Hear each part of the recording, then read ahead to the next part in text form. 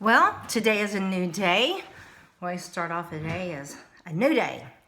Old things are passed away, and behold, all things become new.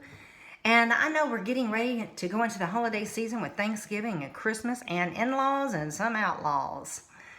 And it does cause quite a big struggle on families and marriages. When, things start getting a little off balance, things aren't in routine. We're people of routine. We like everything being the same. And then you bring in all these outsiders and things can get a little tense sometimes. And Oswald Chambers says, we have to pray with our eyes on God and not our difficulties. And, that is really, really powerful right there when you stop to think about how we pray and how we need to be praying with our eyes on God and not on the circumstances that is weighing us down. Look to God, who is the author and the finisher of all things. And so today, I'm going to talk about how to take your marriage to the mountaintop. If you only have 30 days left to live, do you want your spouse to remember you on the hike to the mountaintop, which is all the difficulties, all the struggles that we go through, or do you want to be remembered by the mountaintop, the Mount Everest view, how beautiful it was, what a great relationship we had with each other? It's so important. You got married, you loved each other when you got married. Where did we go wrong? What happened in there that caused the distance, the strife, and everything else? The climb to the mountaintop. The climb to the mountaintop is pretty tough. If you ask any hiker, man, a lot of people give up and turn around. They throw the towel in. And that's the same way it is with marriage. So on the mountaintop, there's many struggles that we're going to go through. It's not easy.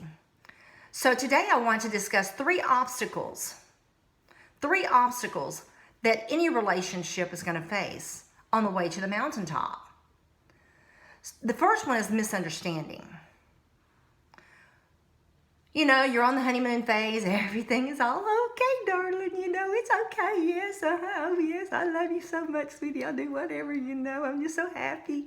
But then, whoops, our foot slipped a little bit going up that mountaintop. And we've had some misunderstandings, misinterpretations. We're both humans. We can't both understand and especially when we don't talk. Well, I just thought you knew what I wanted, Well, no, baby, you didn't communicate with me. There was this misunderstanding.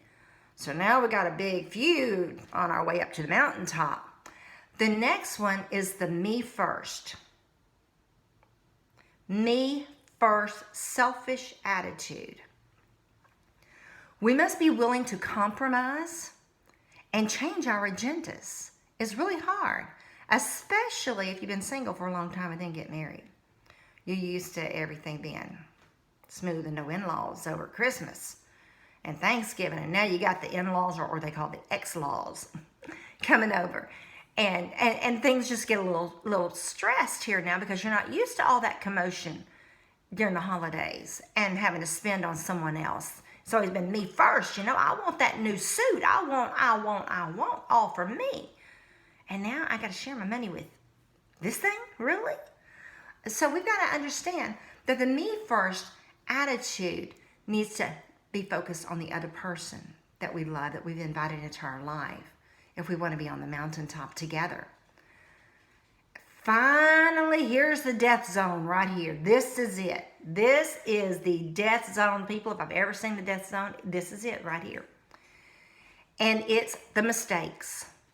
The mistakes. We won't forget what happened 10 years ago when he told Aunt Sally, thus, and thus. Or whenever he did this or she did that. The mistakes.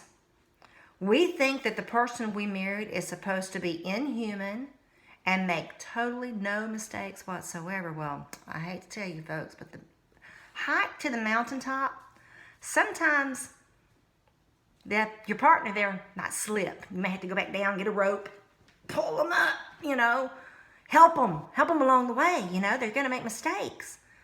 You're not going to get to the mountaintop by yourself. A lot of people try and go to Mount Everest alone. They die. They get in that death zone right there, and they can't breathe. They run out of oxygen. Things go wrong. Mistakes happen. And if you don't have your partner there to pull you up by your bootstraps and help you, you're going to die. And so the mistake, that's why I call that the death zone right there on the mountaintop.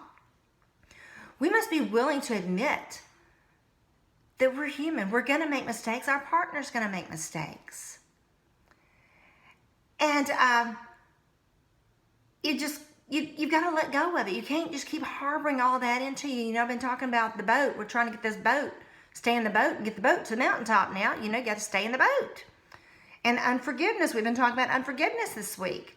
So all of this right here is tying into what I'm bringing to you today.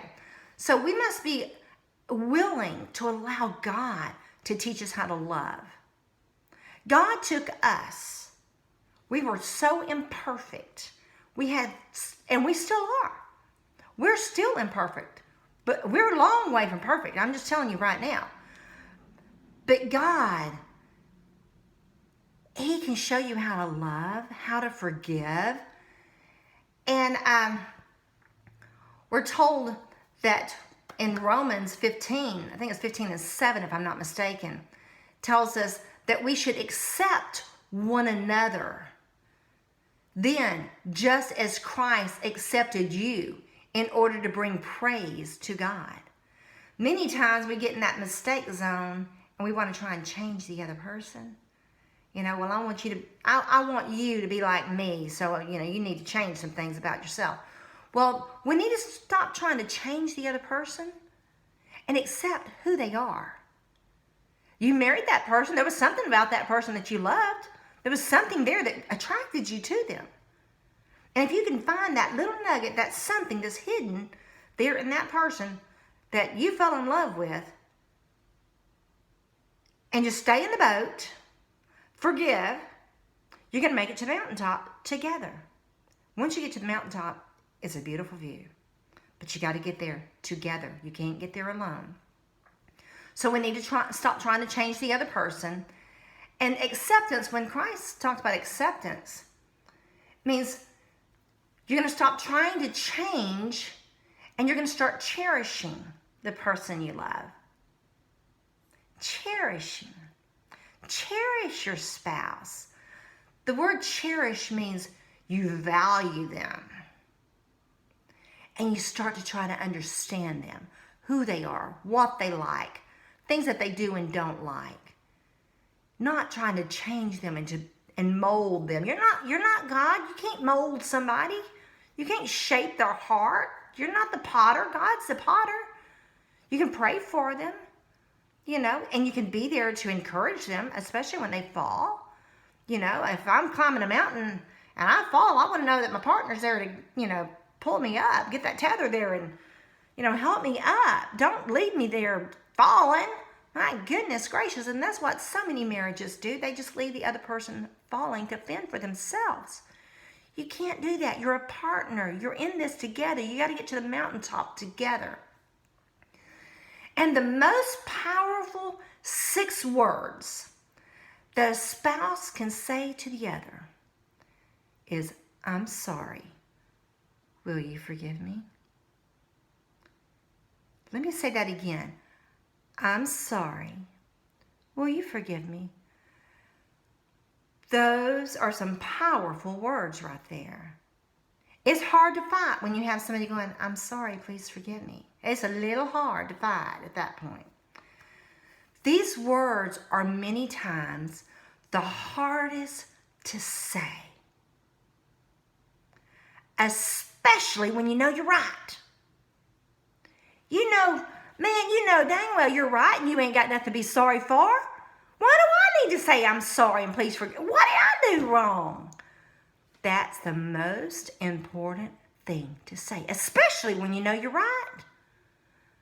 Especially when you know you're right. Man, just go on and say, I'm sorry. You can't fight. You know, if you've got somebody over going, baby, I'm sorry. I messed up. I'm sorry. You know, please forgive me. Say it honestly. Say it sincerely. You know, even, like I said, even when you know it's not your fault, That way you get to the mountaintop together and can enjoy the view, can enjoy the ride. The hike is the hardest part. But once you get there, man, the view is breathtaking. The view is breathtaking, let me tell you. Remember to live every day, not just today or tomorrow, but every day, as though you only have 30 days left to live. And make great memories on the mountaintop. Let's not remember the journey there. The hike up the mountain, we had mistakes. We had misunderstandings. We had the my first, selfishness.